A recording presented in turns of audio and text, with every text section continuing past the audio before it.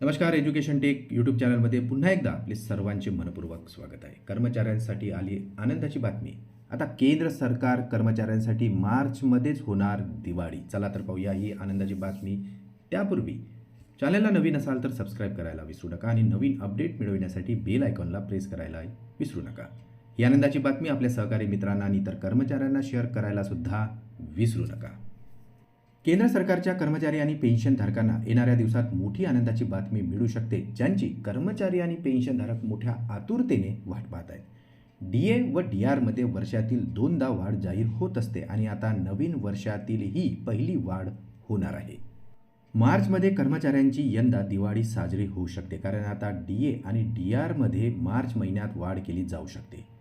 सरकारी कर्मचाऱ्यांसाठी डीएच्या भत्त्यात 4% तर डीआरच्या भत्त्यामध्ये 4%नी वाढ होण्याची शक्यता समोर येत आहे.